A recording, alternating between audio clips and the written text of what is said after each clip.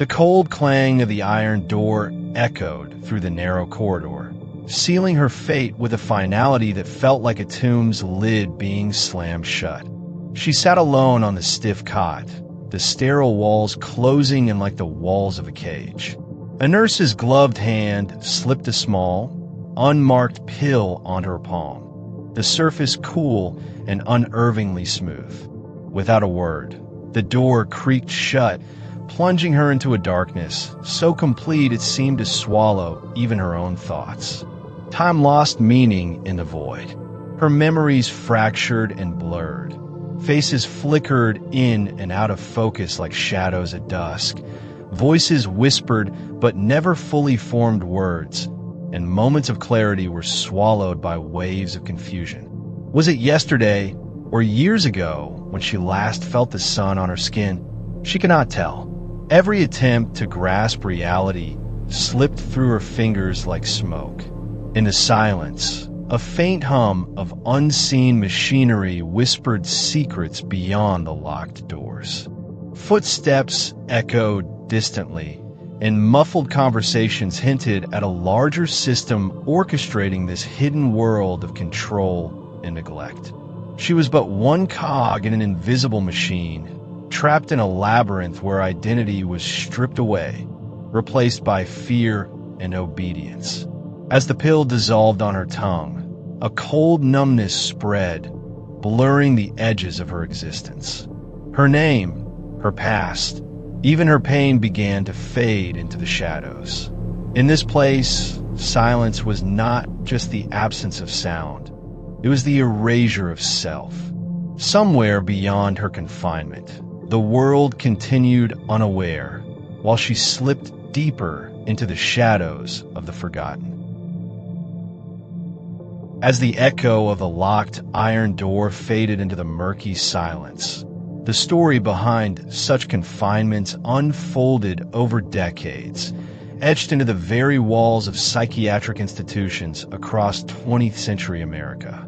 These hospitals, once heralded as places of refuge, became grim theaters of silent suffering, where unauthorized medical experimentation was not the exception but a dark, concealed norm. The sprawling campuses of hospitals like Willowbrook State School in New York, the Trans-Allegheny Lunatic Asylum in West Virginia, and the infamous Napa State Hospital in California stood as grim monuments to a system steeped in neglect and secrecy. Behind their imposing facades, countless patients were subjected to experimental treatments without consent, trials of new drugs, electroconvulsive therapies, and invasive procedures that left many broken beyond repair. Institutional neglect thrived in the shadows. Overcrowded wards, understaffed facilities, and the pervasive stigma of mental illness created fertile ground for abuses to flourish unnoticed. Society's fear and misunderstanding of mental health only deepened the isolation of these patients. They were often dismissed as less than human, their voices muffled by the very system meant to heal them. A historian specializing in psychiatric care once noted, "The walls were thick, not just with brick and mortar, but with silence and denial." Families were told little, and the public remained largely unaware of the horrors concealed within. The prevailing attitudes of the era, rooted in fear, prejudice, and a desire for control, allowed experimentation to masquerade as progress. In hushed conversations among hospital staff, a chilling resignation lingered. "We do what we must," a nurse confessed in a faded diary entry. "For the sake of science, for the sake of order. But what cost?" This acknowledgement of moral conflict was rarely voiced openly, buried beneath layers of institutional loyalty and fear of reprisal. The fate of many patients was sealed behind these walls, forgotten, their stories left untold, their suffering erased from official records. They became shadows within shadows, silent witnesses to a history that demanded to be uncovered. As we peer behind the walls, the faces of those lost emerge, urging us to confront the painful legacy of a system that failed to protect the most vulnerable. From a chilling vignette of a solitary patient trapped in darkness, we now step back to see the broader tapestry of silent suffering woven through history. The next chapters will delve deeper into the medicines administered without consent, the voices suppressed within these institutions, and the haunting legacies that refuse to fade away. The sterile yet foreboding corridors of psychiatric hospitals concealed more than just patients suffering from mental illness.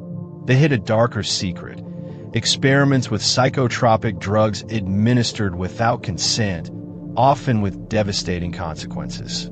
These drugs, many still in their experimental phases, were tested on vulnerable individuals, turning their lives into unwitting laboratories for medical science's darkest pursuits. Among the countless names lost to time, one stands painfully clear: Patient 042, known as Linda M. Her story, pieced together from fragmented hospital records and whispered testimonies, reveals the cruel reality behind clinical detachment and ethical blindness. Linda was admitted in the late 1950s, a young woman grappling with anxiety and depression, seeking help and hope in a system that would betray her.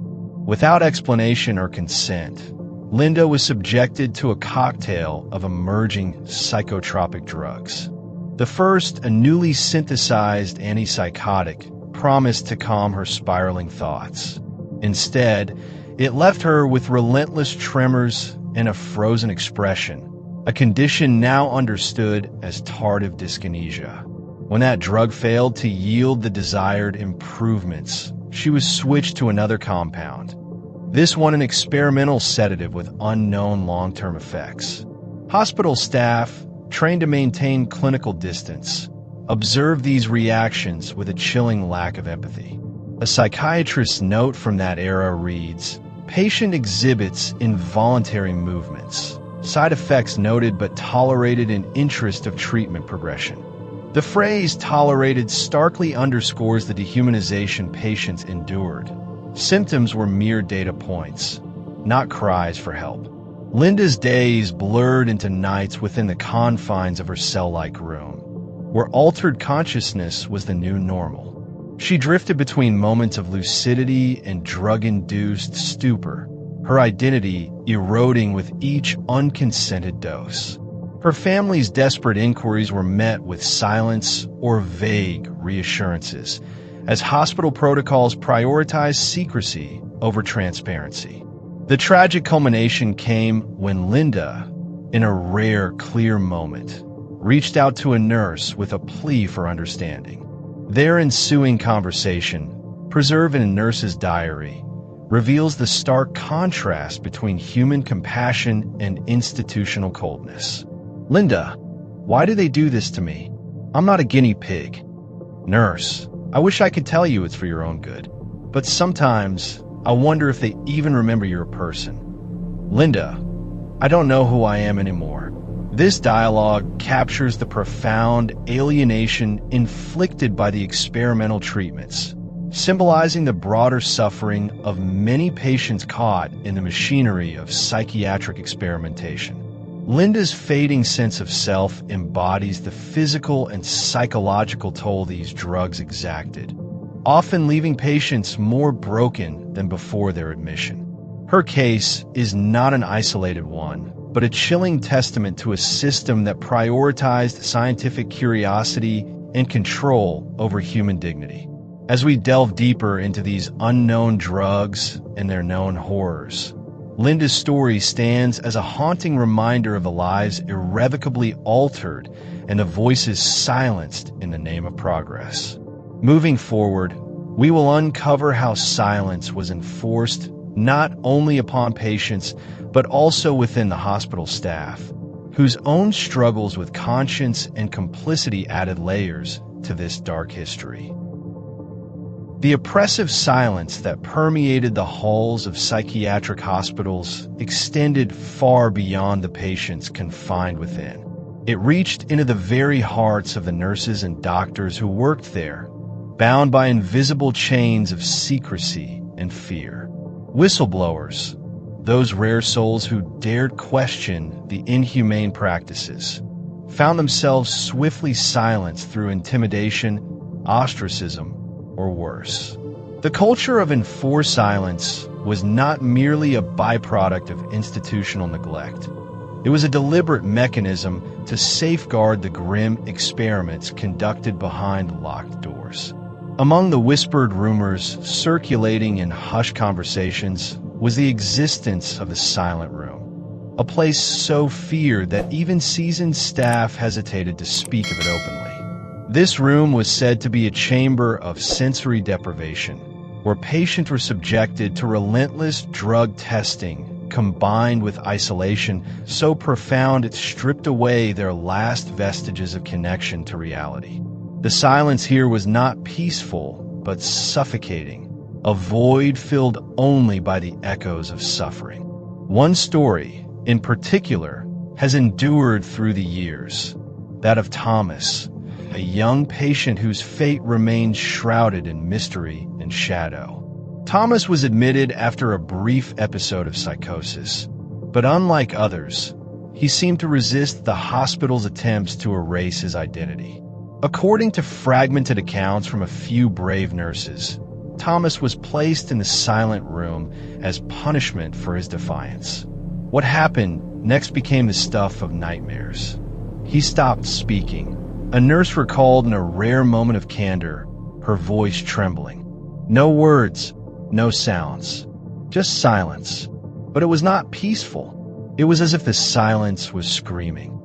In the following days, Thomas's condition deteriorated rapidly, his body wasting away as if consumed by an unseen force. Staff members reported strange phenomena, flickering shadows at the edge of their vision, unexplained cold drafts, and faint whispers that seemed to seep from the walls themselves. Some whispered that Thomas had become a ghost trapped between worlds, a spectral witness to the horrors inflicted in that room. The moral conflicts faced by caregivers under such a regime were profound and heartbreaking. Nurses like the one who spoke of Thomas were torn between their oath to heal and the brutal reality of their complicity. Many found themselves caught in a web of silence, forced to choose between speaking out and risking their careers, or worse, or becoming silent accomplices to the abuses. A chilling dialogue from a confidential nurse's journal reveals this torment. Nurse A: "How do you live with what we do here?" Nurse B: "You don't. You bury it deep where no one could find it." This silence was a prison of its own kind, as suffocating and damaging as the walls confining the patients. The silent room, with its physical and metaphysical horrors, stands as a stark symbol of this enforced muteness, a place where voices were stripped away, identities dissolved, and lives extinguished both physically and spiritually. As we continue to unravel the dark history behind these walls, Thomas's story serves as a haunting reminder that the true cost of these experiments was not only measured in lost lives, but also in the silence that followed. The silencing of truth, conscience, and the very humanity that once existed within these halls. The next chapter will delve into the shadowy intersections between these psychiatric experiments and broader government conspiracies, revealing a disturbing network of power and control that extended far beyond the hospital's walls. The shadows that loomed over psychiatric hospitals did not end within their cold, sterile walls. As whispers of suppressed voices faded into silence, a darker, more sinister network of control and manipulation began to emerge, one that connected these institutions to the covert operations of the government itself. At the heart of this web was the infamous MKUltra program, a clandestine CIA project that sought to explore mind control through dangerous, unethical experimentation. MKUltra was more than just a secret program. It was a calculated invasion into the sanctity of the human mind, often carried out under the guise of psychiatric treatment. Patients, many of whom were vulnerable and institutionalized, became unwitting subjects, test subjects in a horrifying quest to unlock the mechanisms of control. Drugs, sensory deprivation, hypnosis, and psychological torture formed the arsenal of this dark endeavor, eroding individual autonomy and dignity. Inside the archives of mental health institutions, patient records tell a fragmented and disturbing story. Files were routinely altered or destroyed, erasing evidence of both the experiments and their devastating consequences. Testimonies from survivors and rogue insiders hint at a systematic effort to cover tracks, shield perpetrators, and rewrite history. One former hospital administrator, speaking under condition of anonymity, revealed, "We were told to purge any documents that linked our work to outside agencies." Patients' histories were sanitized, their experiences rewritten or buried. It was never about healing, it was about control. This erasure was not only a bureaucratic act, but a profound violation of human rights. The veneer of scientific progress was carefully maintained, masking the brutal reality of experimentation inflicted on those who had no voice. The convergence of government secrecy and the psychiatric system created a perfect storm, one where ethical boundaries were obliterated in the pursuit of clandestine agendas. The intersection of these forces also bred an atmosphere of paranoia and fear among hospital staff. Those who glimpsed the truth found themselves isolated or discredited, their warnings dismissed as conspiracy. Yet, fragments of truth persisted. Leaked documents, whispered confessions, and occasional whistleblower accounts have since surfaced, casting long shadows over the official narratives. A revealing dialogue between two former insiders captures the grim reality. Agent X, they told us it was for national security, but it was always about power over the mind. Nurse Y, and those patients? Just collateral damage in an invisible war. The legacy of MKUltra and its entanglement with psychiatric experimentation is a stark testament to the dangers of unchecked authority masquerading as scientific inquiry. It compels us to question the price of progress when human rights are sacrificed on the altar of secrecy and control. As we move forward, the next chapter will explore the haunted remnants of these experiments, echoes that linger in the decaying halls of abandoned hospitals and in the minds of those who dare to remember. These remnants serve as chilling reminders that the past is never truly gone. It waits in the shadows, demanding acknowledgement and justice. The crumbling facades of abandoned psychiatric hospitals stand like tombstones on the landscape, silent yet screaming with the memories they hold. Long after the last patients were moved or forgotten, the echoes of past experiments linger, weaving a tapestry of fear and mystery around these forsaken places. Residents living nearby often speak in hushed tones of strange phenomena. Unexplained whispers carried by the wind, fleeting shadows darting between broken windows, and the faint, persistent scent of chemicals that defy explanation.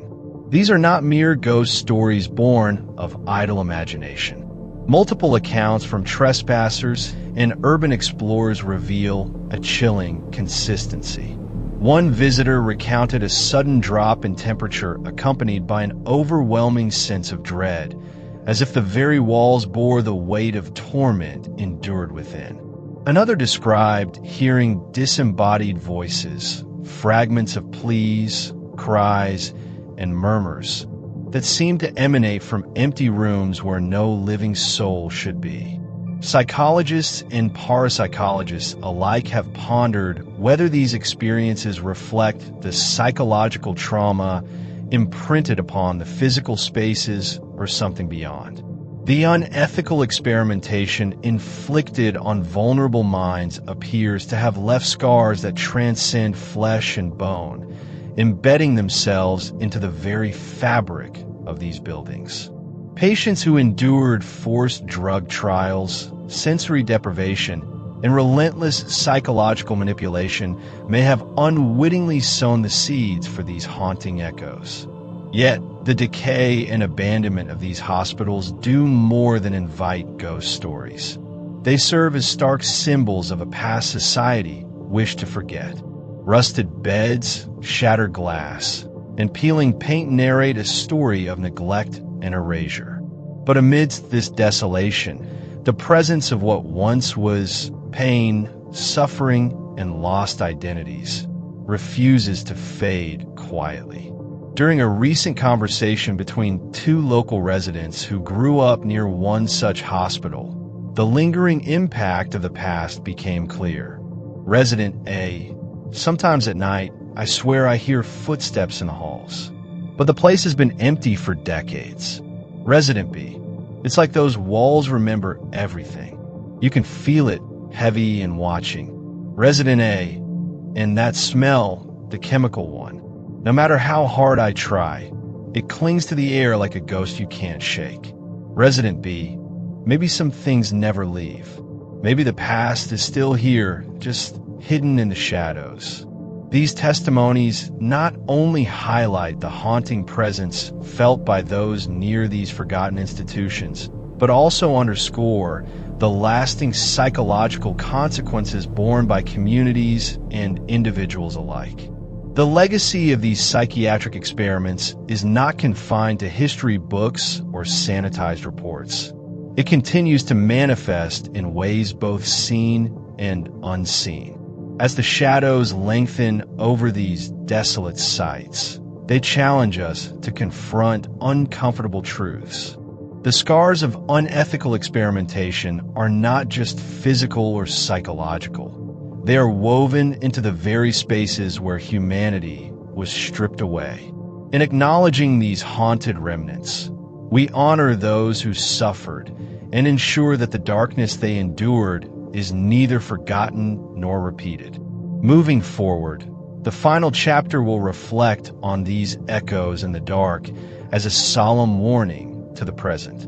It will urge vigilance, remembrance, and respect for the fragile human mind and spirit whenever science and power intersect. As dusk settles over the ruins of these forgotten institutions, a profound silence envelopes the landscape, a silence heavy with untold stories and unhealed wounds. These psychiatric hospitals, once places of supposed healing, have instead become monuments to human suffering and ethical transgression. Their walls, cracked and weathered, seem to breathe with the memories of those who endured pain, experimentation, and erasure within. The intangible legacy of these places extends far beyond their physical decay. It is a shadow cast over our collective conscience, a reminder of the fragile boundary between scientific pursuit and moral responsibility. Each whispered tale, each unexplained shadow, is a testament to lives disrupted and dignity stolen. They compel us to confront the consequences of unchecked authority and the dehumanization that can flourish in secrecy. In conversations with survivors and descendants of those affected, a common thread emerges, a plea for remembrance and recognition.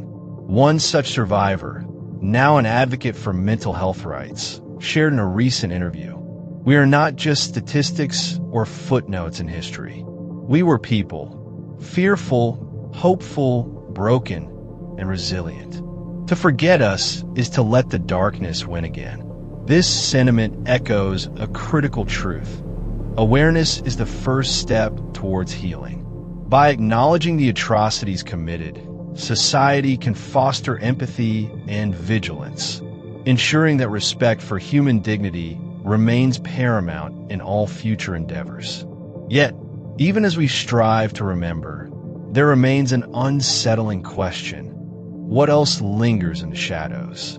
Are these echoes merely the remnants of trauma, or do they hint at deeper, unresolved forces born from suffering and neglect? The accounts of unexplained phenomena resist easy explanation, leaving a haunting ambiguity that refuses closure. This ambiguity serves as a solemn warning. It cautions us to tread carefully when engaging with the past, recognizing that some histories carry weight beyond the visible. It urges us to honor the memories of victims not only through remembrance, but through active commitment to ethical integrity and compassion in all fields of human endeavor. As we close this exploration, the final message is clear. The dark history of psychiatric experiments is not confined to the past. It reverberates in the present, challenging us to listen, to learn, and to act. Only through such vigilance can we hope to break free from the shadows that still cling to these haunted places and the lives they touched. In the quiet that follows, one is left with a lingering unease, a question hanging in the air, unanswered yet profound. What unseen echoes will the future hold if we fail to heed the lessons of the past?